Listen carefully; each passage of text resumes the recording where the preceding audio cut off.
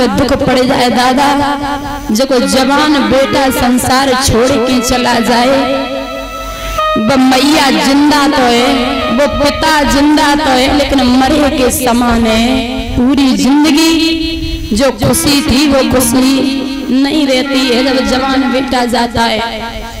नाम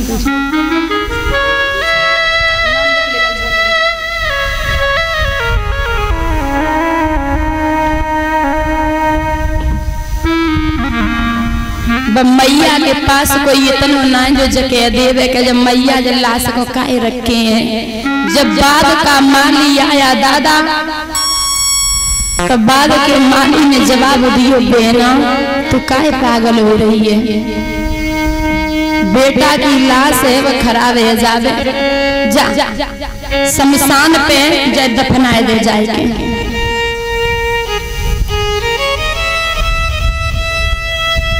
साड़ी फाड़े के बेटा के ऊपर डाली और मैया ने गोदी में ले लियो। जब मैया ने बेटा को गोदी में उठाया, माली के मोटे शमशान घाट की बात सुनी तो दादा और मैया को कलेजा फट गयो। जवाब दियो बेना जे लला मरो नहीं है जे बेहोश है गो। बाग के मालिक ने जवाब दियो बेना जे लला ने कछु नहीं रो जाए ले जा। बेटा की मैया शमशान घाट पे पहुंची दादा, तो वहां हरिश्चंद्र हैं। हरिश्चंद्र को देख के मैया बबकारी मार के रोई और जवाब दिया महाराज बेटा की लाश दफनाए दे। हरिश्चंद्र बोले कौन हो? महाराज मैं आपकी रानी तारा हूँ, जे आपको बेटा है। हरिश्चंद्र ने जवाब दिया कौन तारा, कैसी तारा, न हम आपको जाने और न जब बेटा को जाने। महाराज जे आपको खूने, जे आपको खूने। राजा बोला मैं नहीं जानता ये कौन है। और राजा हरिश्चंद्र ने दादा मुंह फेर के रोई लियो, बेटा तो बेटा है। मुंह फेर के बेटा के काज खूब रोई लियो, आंसू पोंछ के सामने आयो। बिना करके मैं लाश नहीं दफनाऊंगा, पहले हमें कर चाहिए फिर लाश को दफनाऊंगा। जवाब दिया महाराज हमारे पास कछु नहीं है, हम तुम्हें का दे देवे। जब मैया बेखार ने, जब कन्हैया ने हमें परदेश में छोड़ो बिलखत, जब मैया के पास का है जो लला की लाश दफनाए दे तो कछु नहीं है। और रोए के बोली महाराज सावन संकट परो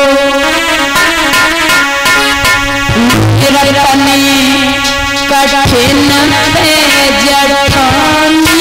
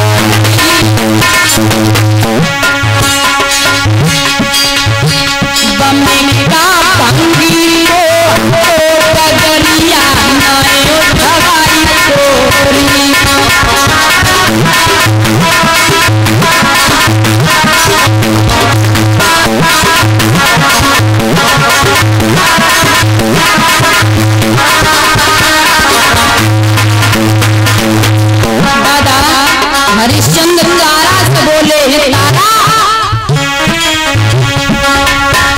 बनेगा बंदी को बगरिया नए उठवाई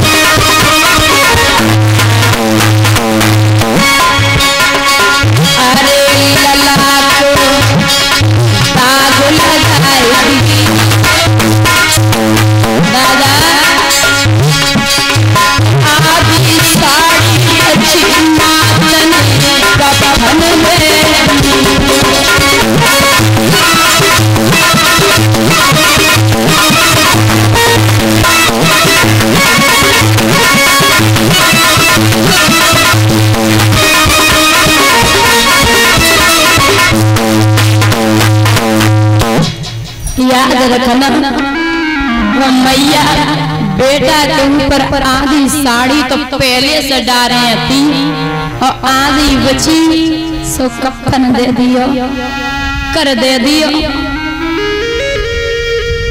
बेटा की लाश दफनाए के बाद वो मैया बांस निकली तो इतनी साड़ी ना बची इतना पल्लू ना बचो जो सर पे डाल ले चिल्लात रही बिलखत रही बार बिखड़े परे हैं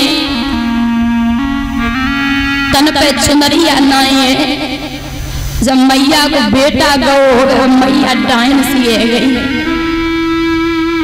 वह मैया डायन सी हो गई वह सर पे चुनरिया नाए केस बिखरे पड़े।